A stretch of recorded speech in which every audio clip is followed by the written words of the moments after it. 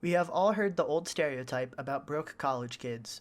But today, college students are getting wiser and creative when it comes to saving money while going back in time to keep up with today's new trends in fashion. Nathan Schick is a junior at Virginia Tech studying aerospace engineering, but when he's not learning about rocket science in class, in the wintertime, he's hitting the slopes on his snowboard. If you have ever been skiing or snowboarding, you understand how much of an upfront expense it is to purchase or even just to rent your gear and warmer clothes. Really like thrift shopping for buying jackets, hats, boots, goggles, stuff that I just wear, especially because I like that old school style. They have a lot of that in stock, and finding it pretty cheap is pretty awesome. For years, Nathan has been using the same equipment and clothing. His vintage snowboarding boots from the 1990s are just his style, even if they are held together with Flex Seal and masking tape. Boots are expensive, and I didn't have the kind of money to be buying a new pair in the middle of the season. So, I taped them up and just hoped that they'd held together, and luckily they did. When he does need something replaced, he heads to Goodwill and other thrift stores in the area. Any little bit I can save, I like to do. So, I go thrift shopping, I look for stuff on sale. Anytime a good sale comes up, I jump on top of that as soon as I can. Nathan is a part of the growing trend of college students who shop for pre-owned clothing as a way to get around the price tag of his expensive hobby,